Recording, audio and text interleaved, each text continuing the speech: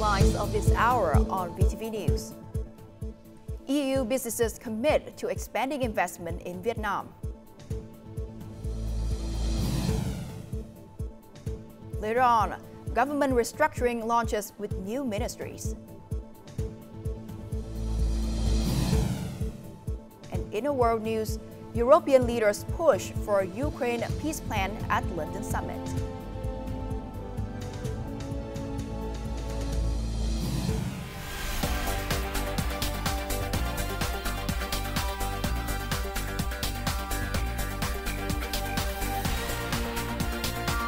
Broadcasting from Hanoi, the capital of Vietnam.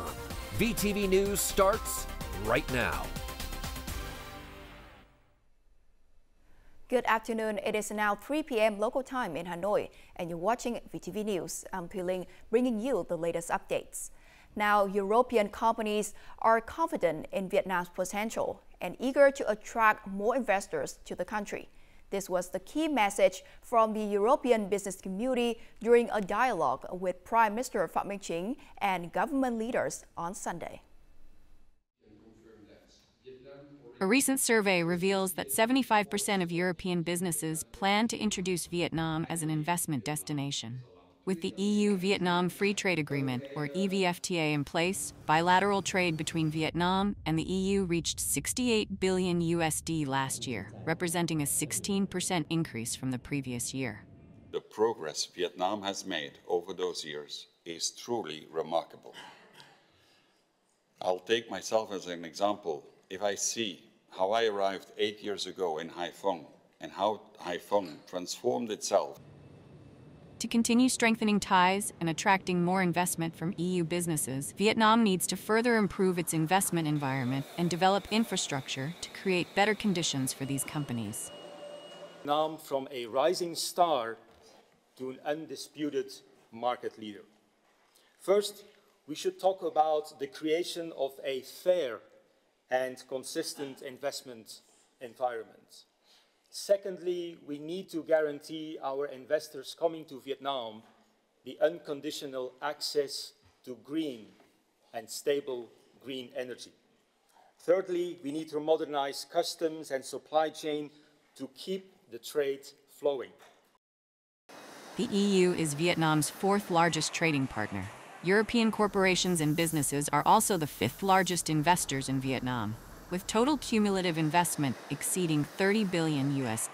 Additionally, the EU is Vietnam's largest ODA donor. Vietnam's inflation may rise as the country maintains strong growth prospects, according to the latest macroeconomic report released by Standard Chartered Bank. Forecasts suggest that inflation could reach 3.8% in February, marking the 7th consecutive month it has remained below 4% year-on-year. Experts predict February's retail sales will grow by 8.2% year-on-year, while exports are expected to increase by 23.2%. Imports and industrial production are projected to grow by 24% and 6.2%, respectively. Demand-side pressures in the economy could further contribute to inflation in the coming period.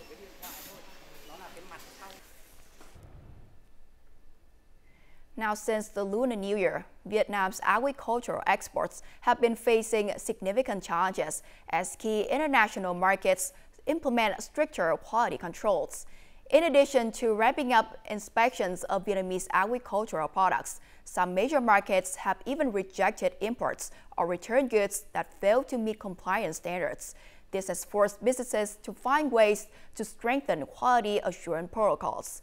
Experts agree that establishing a well-managed production chain is the best strategy to ensure the quality of Vietnam's agricultural exports.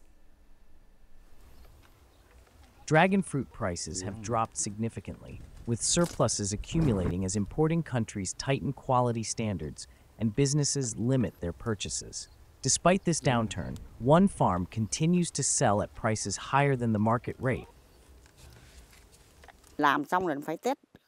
After harvesting, we test the fruit for pesticide residue. If detected, we reject it. The price we get for our fruit is nearly $1 per kilogram. By following the technical process carefully, we ensure quality and can command higher prices. For over a month now, several of Vietnam's agricultural exports have been banned from entering China due to pesticide residue issues. However, this business's products continue to flow smoothly across borders, thanks to their sustainable supply chain with farmers. We've been working closely with farmers for years, building a dedicated team and tightening our food safety procedures.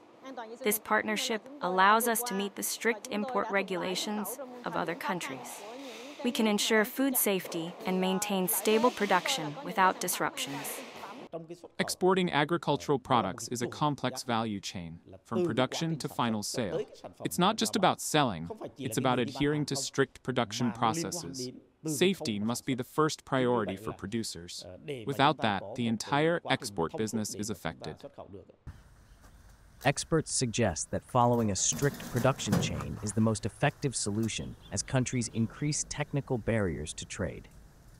This approach forces supply chains to strengthen their connections, ensuring compliance with importing countries' strict standards and reducing the risk of products being rejected at the border. Now, currently, purchasing power at traditional markets and supermarkets in Ho Chi Minh City has dropped significantly, estimated at over 50%.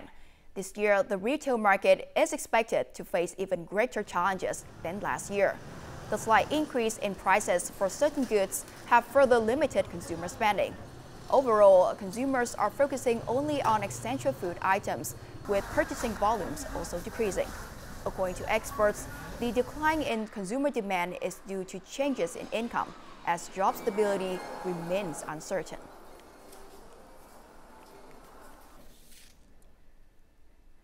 Retailers are facing significant challenges as consumer spending continues to decline.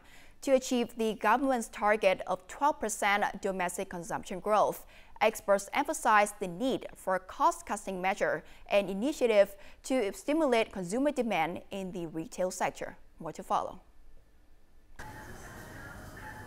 Manufacturers and supermarket chains are implementing various strategies to attract customers amid a sluggish period. Many supermarkets are ramping up promotional campaigns, while businesses are reducing staff, adjusting production methods, and exploring new directions to cut costs. We are sharing the burden with shareholders by lowering profits and tightening unnecessary expenses.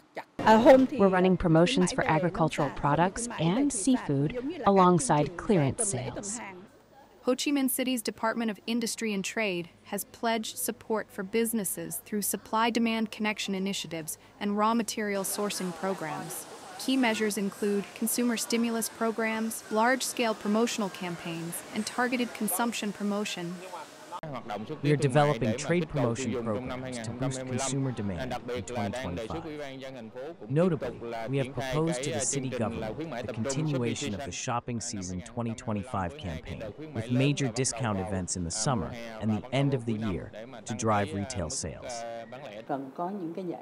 We need concrete support measures from authorities for businesses and consumers. Additionally, companies should work on reducing management costs and improving customer service. To meet government targets, Ho Chi Minh City must continue to boost production and social investment, particularly public investment, to increase worker incomes, thereby strengthening purchasing power. Optimizing the distribution system, shortening supply chains, and cutting unnecessary intermediaries to lower product costs are also crucial. Additionally, the 2% VAT reduction policy and the promotion of e-commerce are expected to give businesses the confidence to aim for double-digit growth. Moving on to other news, the private sector contributes up to 45% of Vietnam's GDP, 25% of total export revenue, and creates more than 85% of jobs. It is expected to make a significant contribution to the 8% economic growth target. Accelerating the adoption of new technologies is seen as a core solution to enhance productivity and business management efficiency in the sector. However, to overcome barriers in the investment environment, mechanisms are needed to promote the development of the private economy. More to follow. With revenue exceeding $1 million monthly from exporting electronic components to Japan and the United States, this enterprise has automated 35% of its production line and meets several international standards. The company aims to increase automation to 70% within the next 3 years by integrating artificial intelligence into its production lines. However, it faces challenges in building and mastering big data systems, forcing it to adopt a trial and error approach. We have to observe what our partners are doing and visit their factories to gather insights. We also explore available solutions in Vietnam to find cost-effective options. Finding a comprehensive consulting firm for smart factory development in Vietnam is practically impossible. Strengthening businesses' internal capacity and mastering production line technologies are considered crucial to reducing costs and minimizing risk of supply disruption. If we don't take action, we will remain dependent. If we don't innovate, we will forever be stuck in a small role, just outsourcing and assembly. Challenges lie in creating real value for business growth and the economy. Private investment accounts for 55% of total social investment, or approximately $96 billion. Unlocking these resources through effective solutions will contribute to achieving the annual economic growth target of over 8%. Now, before we move on to other important updates, let's take a look at the foreign exchange rate of today, March the 3rd.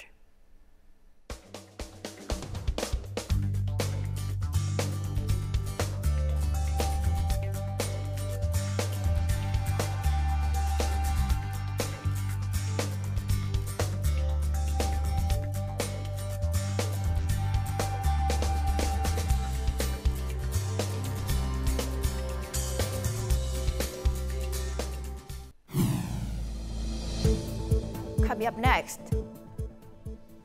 government restructuring launches with new ministries.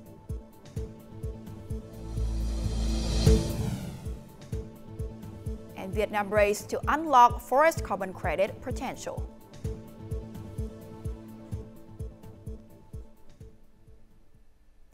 Welcome back to VTV News. Today, March the 3rd, the government and local administrations began their first working day after completing the initial phase of streamlining their organizational structure. Alongside existing ministries, 6 new ones have been established. They are the Ministry of Home Affairs, Ministry of Finance, Ministry of Agriculture and Environment, Ministry of Construction, Ministry of Science and Technology, and the Ministry of Ethnic and Religious Affairs. At the provincial and district levels, 12 departments are uniformly structured across localities, with 4 additional specialized ones. Each province is limited to 14 departments, except for Hanoi and Ho Chi Minh City, which may have up to 15. March the 3rd is also the launching day of the Hanoi Party Committee's digital transformation applications, combining both in-person and online formats.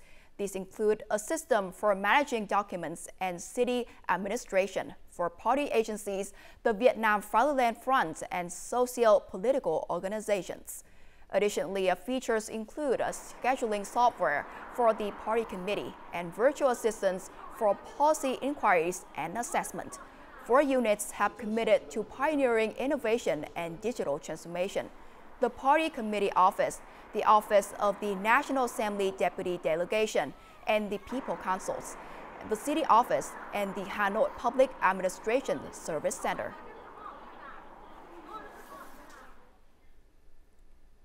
The government agencies are racing to finalize the legal framework for carbon credit exchange and offsetting, including forest carbon credits. The goal is to pilot a carbon trading platform this year, with plans for it to be fully operational within 4 years. The story unfolds in Tuyên Quang and several national parks, areas with some of the highest forest cover in the country, exceeding 95%. Over the past 2 years, forest protection agencies, local authorities, and forest owners in Thuyen Quang have been assessing forest areas with carbon credit potential. Initial survey results show that of the 11,000 hectares of newly planted forests, approximately 610 hectares, about 5.5%, are eligible for commercial carbon credit trading. Since this is a pilot project, we've chosen a manageable area to register and develop the project. We've been working with both domestic consultants and international partners to evaluate which areas are eligible and which are not. At a minimum price of $8 per carbon credit, each hectare of forest could generate nearly $12 annually. Without commercializing these forest carbon credits, Thuyen Quang and many other provinces stand to lose millions of USD in potential revenue. These forests still require ongoing care, yet the current payment for forest protection services remains low, only about $16 per hectare per year. Recently, officials came to survey forests with carbon potential. We hope the forest carbon credit program will be launched soon, so we can generate additional income. Xuân Sơn National Park in Phu Tho, one of Vietnam's 15 largest national parks, serves as a significant carbon storage hub. With its vast forest area spanning more than 15,000 hectares, the park eagerly awaits guidelines to participate in the carbon credit market. We hope to join the carbon credit market soon to generate additional income and reduce the pressure on our resources. Carbon credits have become a pressing issue, particularly in regions with extensive forest cover. Implementing forest carbon credits will yield significant economic, climate, and environmental benefits. France has pledged nearly 20 billion Vietnamese dong, or $780,000 to support research on renovating Long Bien Bridge, with the technical support project document recently approved. The project aims to propose short-term renovation and repair solutions to ensure traffic safety, as well as future plans for the bridge once the national railway is discontinued. Long Bien Bridge, Hanoi's first steel bridge spanning the Red River, connects the districts of Hoàn Kiếm, Ba Đình, and Long Bien.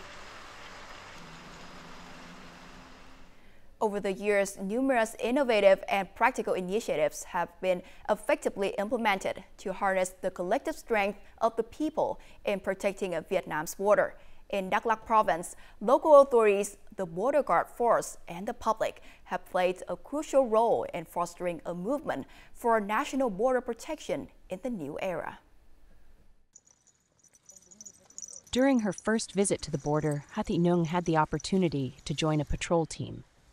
She was profoundly moved by border guards' recounting of the heroic sacrifices of fallen soldiers at the Al Leo border guard station as they fought to defend national sovereignty. This is my first time patrolling the border with the soldiers, and I feel honored to join them in protecting Vietnam's frontier. Our unit always coordinates with the local community to effectively protect the section of the border entrusted to us by the party and the state.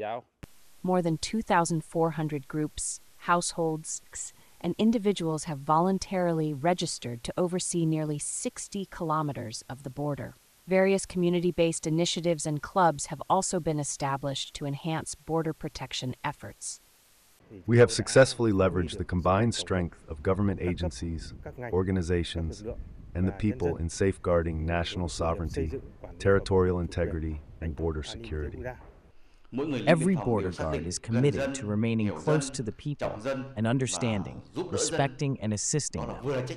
This is both our duty and an expression of gratitude, an essential factor in successfully fulfilling our mission.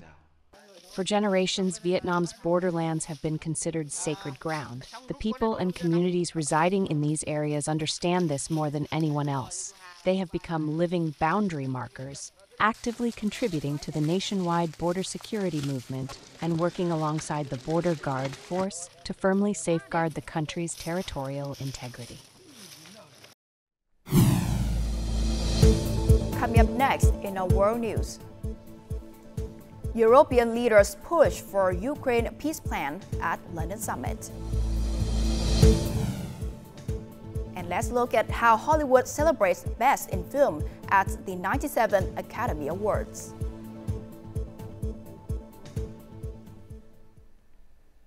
On Monday, European leaders, along with representatives from NATO and the European Union, gathered in London for a summit aimed at finding a path to peace in Ukraine. More to follow. At the summit's conclusion, French President Emmanuel Macron confirmed that Paris and London would propose a one-month ceasefire covering Ukraine's airspace and maritime zones. He also urged European nations to increase their defense budgets to 3.0 to 3.5% of GDP in response to shifting U.S. priorities. That discussion is going on, and the Americans rightly say, well, first we need a peace deal before there is a deal, a peace which has to be kept. I understand that. But at the same time, we have in parallel to make sure that when a deal arises and is struck, that we stand ready, and Europe will play a big role here to make sure that that deal, that peace can be maintained. In the end, a deal will have to involve Russia. Of course it will. Russia has stated it will not accept any agreement that includes the presence of NATO troops in Ukraine. Meanwhile, President Trump has not made any commitments regarding security guarantees for Kyiv, maintaining that Europe should take the lead in deploying peacekeeping forces. U.S. President Donald Trump has unveiled the list of cryptocurrencies to be included in the country's newly established Strategic Digital Currency Reserve. The announcement immediately sent the value of these digital assets soaring. The reserve, created under Trump's executive order on digital assets issued in January, will include Bitcoin, Ethereum, Ripple, Solana, and Cardano. Following the president's statement, the value of this cryptocurrency surged between 10% and 35% during trading on March the 2nd, while other digital assets also experienced a significant price increase. The Mobile World Congress 2025 officially kicks off on Monday in Barcelona, Spain, bringing together top technology firms to showcase their latest innovations for growing consumer demands. Lenovo has introduced a foldable personal computer that expands from 13 inches to 18 inches, with the extended screen capable of bending backward. Finnish manufacturer HMD, known for its Nokia-branded phones, has launched a new smartphone designed to protect teenagers. The Fusion X1 allows parents to control internet access, monitor social media usage, activate school mode, and receive real-time location updates every 20 seconds. There's definitely been times where I felt addicted to my phone. The 97th Academy Awards are underway at the Dolby Theater in Los Angeles, California, honoring the finest achievements in cinema over the past years. The prestigious ceremony celebrates the most outstanding films, performances, and creative minds that have left a mark on the industry. Adrien Brody won Best Actor for his role in The Brutalist, while Zoe Saldana secured her first Oscar for Best Supporting Actress in Emilia Perez. Kieran Culkin earned Best Supporting Actor for A Real Pain. Sean Baker's Nora closed the night in triumph, sweeping 5 hours' 7 nominations, including major categories such as Best Picture, Best Director, and Best Actress from Mike K. Madison.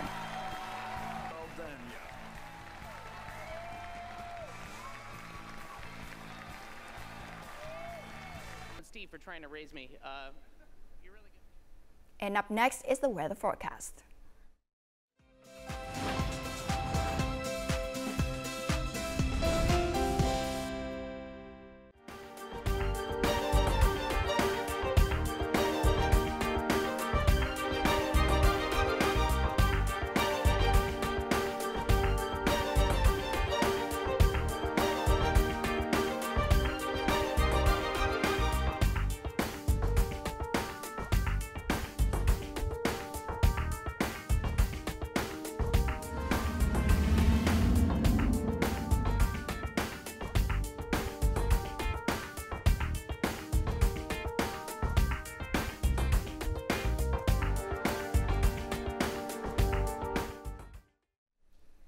And that's the end for VTV News. To rewatch our program, you can download VTVgo from App Store or Google Play, or visit our YouTube channel, VTV4Go. Thanks for watching, and we'll see you again next time.